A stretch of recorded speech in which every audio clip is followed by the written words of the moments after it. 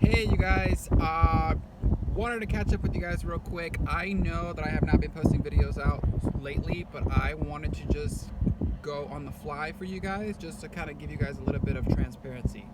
I think at this point, um, it's, this talk today is going to be pretty interesting.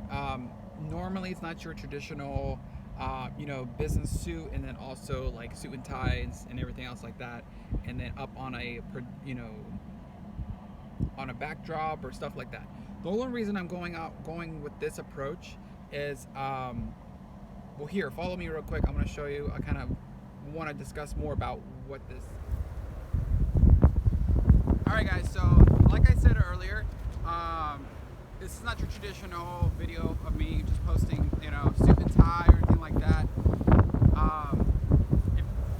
Basically, the reason I'm approaching this is because I just recently read a case study on these miners in San Jose, and it kind of struck to me a little bit because if you really thought about it in the context of like leadership and in the context of like decision making, you don't necessarily see how those people that are in those mining situations are. They're not dressed up like a suit and tie type of thing. Sorry if the camera is like falling up and down, but it's kind of windy.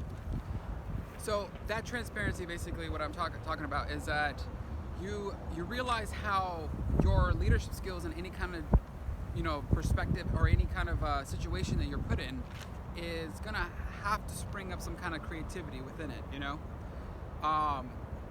After reading that case study and having to do a little bit of research and like background analysis and everything about it, it really struck to me because those 33 men that were in that case study, they had to collectively conduct themselves in a way that, as they were trapped in a mining situation, like they were mining, and so rocks had like trapped them inside.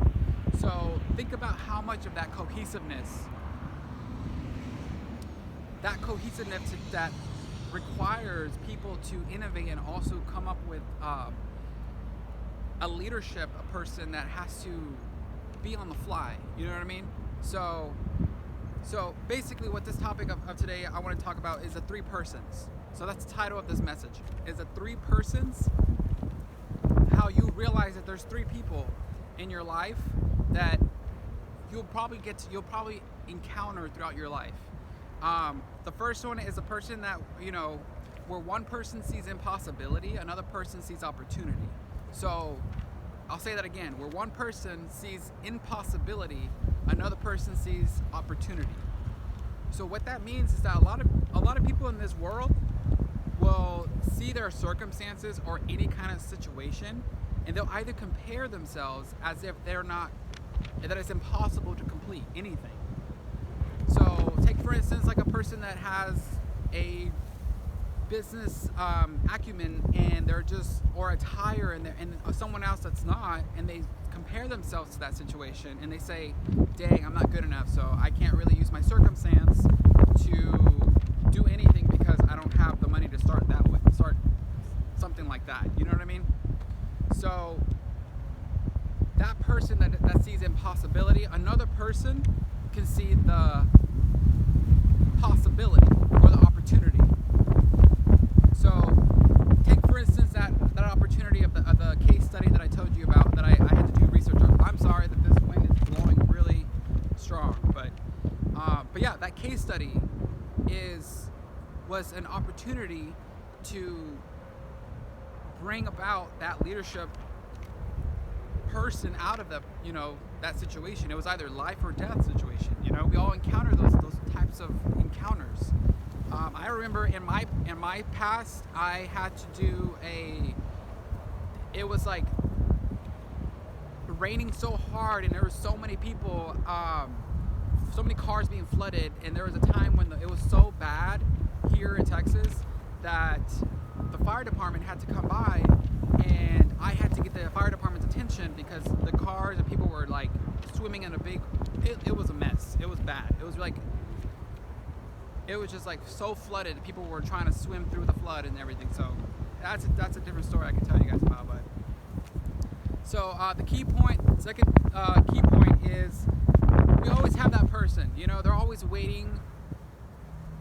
They're waiting to see it to believe it, basically.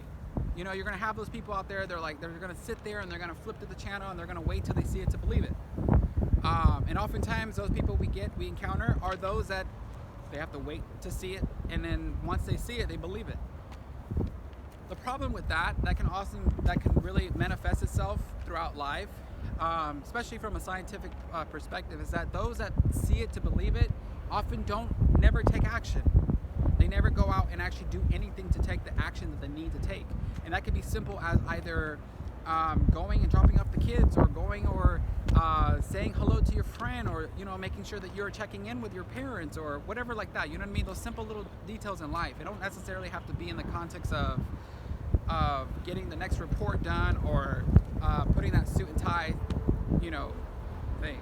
So that's the key point. Number 2 is, you know, you'll encounter those people that are waiting to see it to believe it. You know, and how do we go about encountering those people? You know, with respect, obviously, but when we encounter that situation, we can always leverage that principle. Number 2, with this first one, is we can see an opportunity out of it and say, hey, I can learn from that, and I can grow from it, and I can just go on with, you know, what I need to do for myself. And then you'll obviously you have your third principle, or just third key point. You know, those that are waiting for things to happen. You know, it's relevant to the second point, but those that are actually waiting for things to happen, you know, some kind